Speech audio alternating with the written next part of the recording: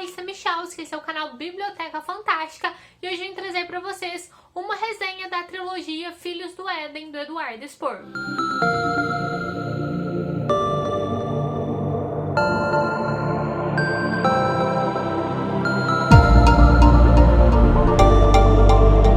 Eduardo Spohr nasceu no Rio de Janeiro em 5 de junho de 1976. Estudou comunicação social na PUC Rio de Janeiro e se formou em 2001, dedicando-se primeiramente à publicidade e depois ao jornalismo. Participa do podcast Nerdcast do site Jovem Nerd. Seu primeiro livro, A Batalha do Apocalipse, foi publicado em 2007 pelo site Jovem Nerd e depois pelo selo Nerd Books, e em 2010 publicada pela editora Verus.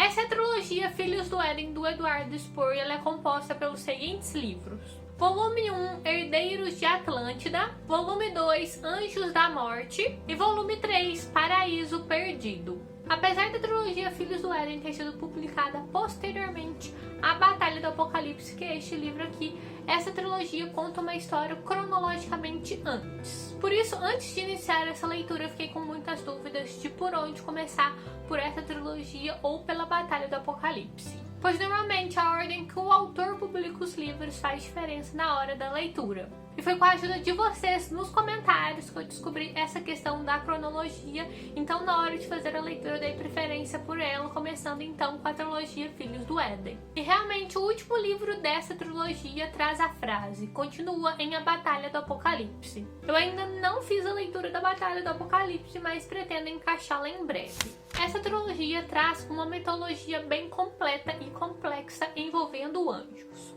Ela traz muito das histórias que já conhecemos a respeito dos anjos, mas bem mais completa e detalhada.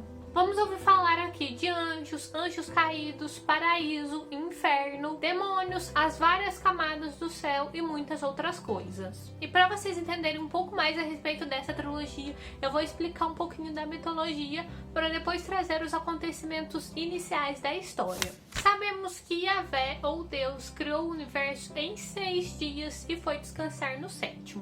E deixou os arcanjos que ele criou com a responsabilidade de cuidar de tudo, principalmente a terra onde habitavam os seres humanos, sua criação mais adorada, que presenteou com a alma e o livre-arbítrio. Além dos 7 arcanjos, há outras castas de anjos que são subordinados a eles, obedecendo a seus desígnios, assim como os de Deus. Cada casta dos anjos possui suas características, poderes e funções, e a personalidade dos anjos não foge muito do que a casta é. Os arcanjos, apesar de seguirem os desígnios de Deus, tiveram inveja dos homens e da alma que foi concedida a eles. E vendo suas imperfeições na terra, onde travavam inúmeras batalhas, resolveram que iriam destruir a humanidade. E chegaram a promover vários desastres e cataclismas, mas a humanidade ainda conseguiu sobreviver. Mas ocorreram também alguns conflitos entre os arcanjos que serão explicados ao longo da trilogia. Mas a principal, que está relacionada ao início da trama dos livros, diz respeito aos arcanjos Miguel e Gabriel, e é um conflito que já acontece há mais ou menos 2000 anos. O arcanjo Miguel é o líder dos arcanjos e ele ainda acredita e luta pela destruição da humanidade. O arcanjo Gabriel, apesar de ter ajudado inicialmente na destruição da humanidade, acabou se afeiçoando a eles e criou um grupo rebelde para lutar a favor da humanidade, dividindo assim os anjos. Esse conflito, como eu disse, já acontece há 2000 anos, mas conseguiram definir um tratado de armistício na superfície da Terra,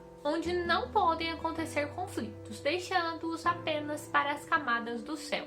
Apesar de toda essa introdução a respeito da história dos anjos, é nos dias atuais que a história realmente se passa, quando Deus ainda está no descanso do 7º dia. 2 anjos das forças rebeldes de Gabriel são enviados à Terra, com a missão de resgatar Kyra, uma capitã dos exércitos rebeldes, desaparecida enquanto investigava uma possível violação do Tratado de Armistício. Neste primeiro livro, nós vamos acompanhar esses 2 personagens, o Levi e o Urakin, procurando por Kyra. Raquel, uma estudante universitária que tem alguns sonhos estranhos, e Daniel, um ex-espião exilado na Terra que busca anistia. O segundo livro continuará com as aventuras desses personagens, além de nos narrar novas aventuras em meio à guerra e outros conflitos que aconteceram na Terra no século XX, como a Segunda Guerra Mundial. Apesar de todos os livros da trilogia trazerem capítulos bem do passado, contando a história dos anjos de milhões ou 1000 anos atrás, que contei aqui inicialmente de forma resumida uma pequena parte. É o terceiro livro que mais contará com essas histórias, concentrando-se na história dos sentinelas, que foram os anjos enviados à Terra no início dos tempos, para viver com os humanos e ajudá-los em seus caminhos. E é claro que esse livro também dará continuidade às aventuras daqueles personagens. Com uma mitologia tão complexa, apenas as histórias não são suficientes para se entender tudo. Por isso os livros contam com um apêndice contendo personagens, castas angélicas, os 7 céus, cronologia angélica, explicação de alguns conceitos da mitologia, linha do tempo e glossário. O primeiro livro, como é mais introdutório, possui mais informações, mas os demais livros aqui da trilogia ainda contêm mais algumas outras informações. Ao final da leitura do primeiro livro, achei que o apêndice deu muita luz para muitas dúvidas que eu tinha da história. Mas mesmo assim eu não cheguei a entender 100% mesmo após todas as leituras. Tem alguns detalhes que mesmo depois de ler as explicações diante de uma situação, não sei exatamente o que poderia acontecer.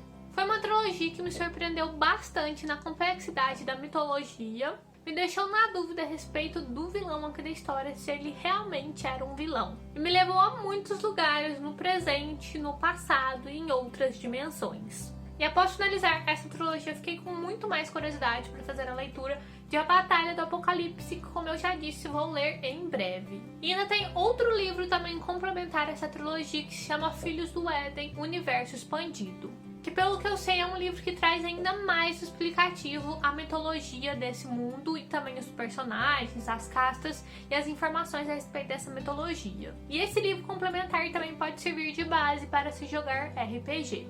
E eu tenho muita vontade também de conhecer um autor, é um autor nacional, eu já vi ele em eventos literários por aí, então eu queria muito ter a oportunidade de conhecê-lo, conversar com ele, também pegar autógrafos.